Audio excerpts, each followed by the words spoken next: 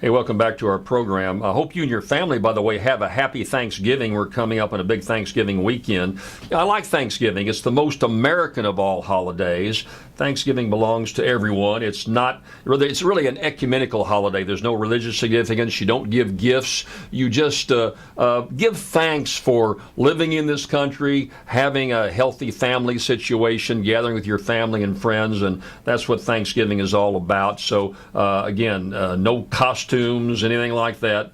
And so I hope you enjoy your Thanksgiving holiday, as I'm looking forward to mine, by the way. A great football weekend for us. LSU playing an unbelievable game against number 3 Arkansas, vying for the national championship. We got a lot of great football interest if you live down in my part of the country. I want to comment on this. I'm not a big Sarah Palin fan. I don't think the lady is bizarre or subject to some of the criticism she's gotten from a cross-section of folks. I just think she was completely over her head.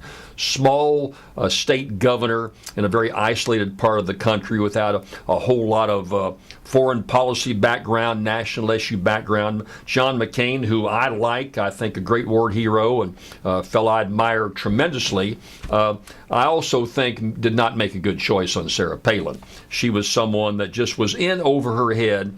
And then the whole thing took a life of its own, and she just went off the deep end on a number of issues and created almost this parody of herself.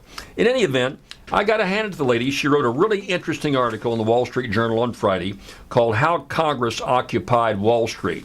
And she takes a direct hit on the get-rich Congress, all the insider trading. Just unbelievable. It's illegal for you and I to be involved in insider trading.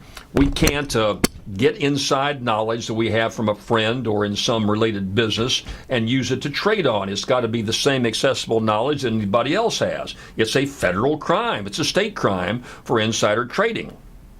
Martha Stewart went to jail for insider trading, as did a number of other very high-profile business people on Wall Street and throughout the country.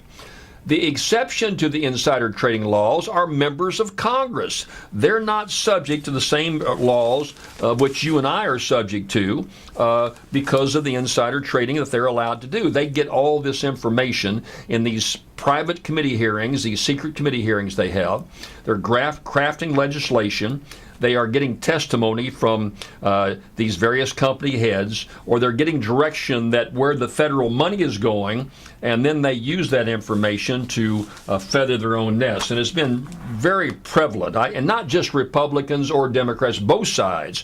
And I can go right down with the line with you, where Speaker Pelosi, former Speaker Dennis Hastert, Senator Max Baucus, Republican, John Boehner, the present speaker, Shelley Capito, she's a Democrat, right down the line, John Kerry, who made some interesting trades that made them a great amount of money right about the time they have access to a lot of information.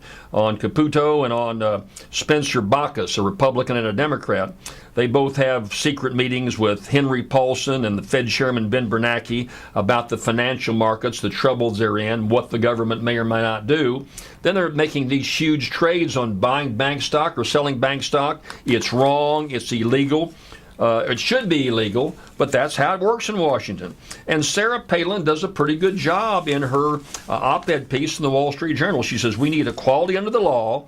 From now on, laws that apply to the private sector must apply to Congress. Right on. Including whistleblower conflict of interest and insider trading laws. Trading on non-public government information should be illegal, both for those who pass on the information and those who trade on it. No more sweetheart deals for campaign contributors, and she goes on and on and on about the stock capitulation that's going on in Washington. So, Sarah Palin, I applaud what you're doing. I think you're right on the money. And you notice there's not much outrage, you see, because you got the leadership doing it in both the Senate and the House, and nobody wants to rock the boat. You don't have anyone speaking up on either the Democratic side or the Republican side. This pressure is going to build. Huge expose on 60 Minutes. Steve Croft did a first-rate job of explaining and dealing with the problem, exposing the problem. here in 60 Minutes a few weeks ago. I hope that momentum builds, because right now, this just outright stinks. You've got member after member of Congress that goes in with an average income or just a little property he or she's acquired. They come out multimillionaires after being in Congress for 20 years. No other way to do it except they built their stock portfolio with all this information, inside information. Of course you can build your stock portfolio. It's wrong, and it should be stopped, and I hope there's some courage in Congress to bring it down to an end. Hey, I'll be right back right after this message.